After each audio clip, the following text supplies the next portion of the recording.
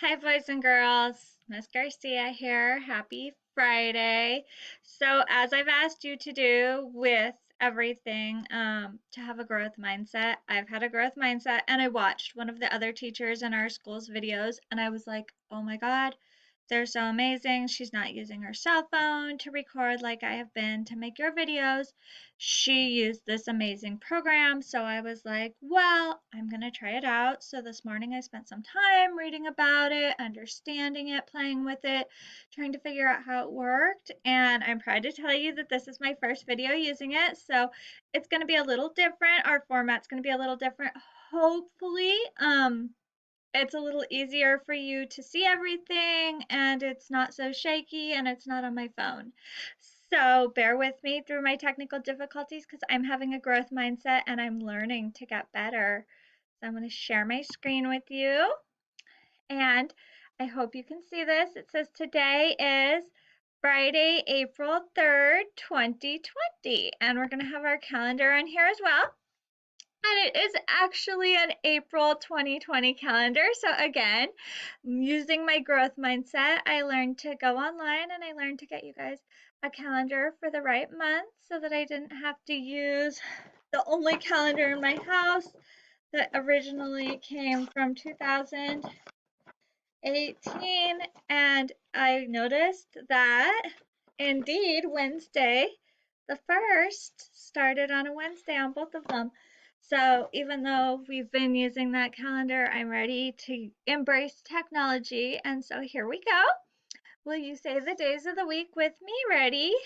Sunday, Monday, Tuesday, Wednesday, Thursday, Friday, Saturday. Okay. And the first Wednesday was Miss Popek's birthday. We can add that here. Oh, it doesn't let us. Okay, it was Miss Popek's birthday. It was April Fool's Day. Thursday, I was able to type in that it was yesterday because when we're at school, we're always putting yesterday, today, and tomorrow. So yesterday was Thursday the 2nd, today is Friday the 3rd, and tomorrow is Saturday, April the 4th. So today, and we look up and it's Friday. Okay, next week is your spring break, and I had some really great plans planned for spring break. I was supposed to go to the Great Basin National Park, and now we're not going to be doing that, right? We're all staying home or we're safe and enjoying things with our family, but it's still spring break. So that means that I won't be bringing you lessons, but never fear, Monday the 13th, I will be back on here teaching you lessons again, and hopefully I will be spending my spring break learning how to make better lessons and having that growth mindset for you. Okay, a little bit more. We have our reading log, and hopefully you've been doing this every day. And you have your sentence starters. And I wanted to share this with you. So we have here on our reading log, we have examples and we have non-examples. So a really good example, somebody that did a really good job on this said, the setting reminds me of a summer camp I attended because we also did a lot of activities and slept in bunks. That is a great response. They used the sentence frame. The underlined part is the part they came up with. And this is a non-example. This is somebody that didn't do what they were supposed to. It says, the setting reminds me of nothing. The setting reminds me of nothing. Is that a good sentence? No, boys and girls, that is not a good sentence. Okay, our next one says, I think the main character will keep trying to make friends because she seems lonely. Is that a good sentence? Yes, it is. A non-example. I think the main character will happen because she is lonely. Does that make sense? No, that does not make sense. So boys and girls, that is not a good example. So I hope that clarifies to you what I'm talking about when I'm saying using your sentence frames. So here they are if you don't have them. The setting reminds me of blank because the character blank reminds me of blank. When the character did blank, I thought. Okay, I also wanted to take this opportunity to point out to you let's see if I can find the right tab, that on your Clever account through school, your Clark Mayan will read to you, and that counts for your reading time. You can use that on your reading log, and they read to you. I am not sure yours looks exactly like this because I was using my son's account, but there is Clark Mayan if you can see it. Okay, so I'm going to go to our lesson. Okay, boys and girls, so for our lesson today, you will need your packet. It is packet page 27, or if you're using a real L-book, it was L-book page 10. So go ahead and pause me right now if you need more time. We're going to find packet page 27, academic word families. If you don't want to pause it, you can look for it while I read you our introduction. So today we are going to learn vocabulary words that have different suffixes and how it changes the word.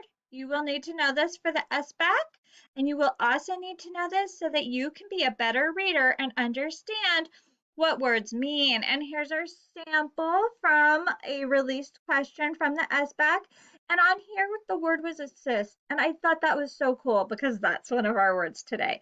So a real life example of how it actually pays to learn these words.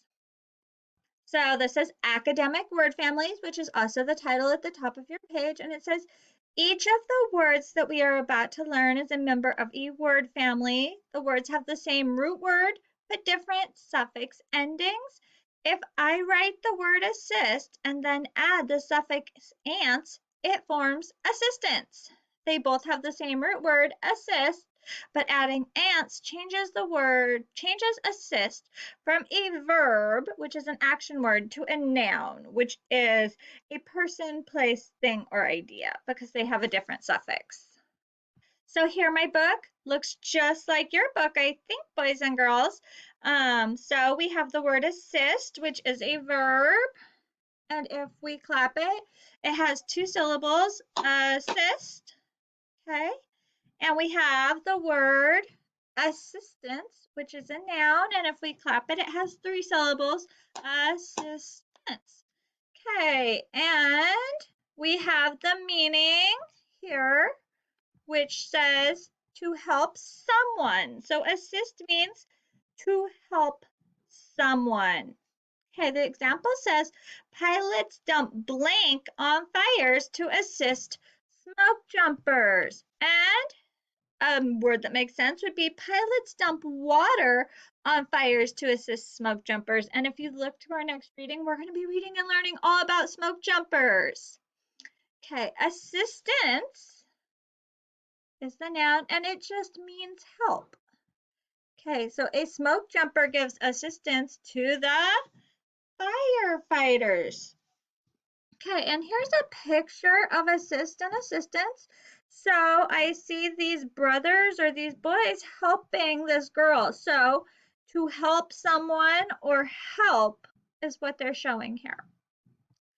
Okay, our next words are locate, which is a verb, and we can clap it, 2 syllables, locate, and location, which is the noun. Let's clap it, ready? Location. Okay, so to locate something means to find. And here in our picture down here at the bottom, there's a man using binoculars and he's looking, and it looks like he's trying to find something, boys and girls.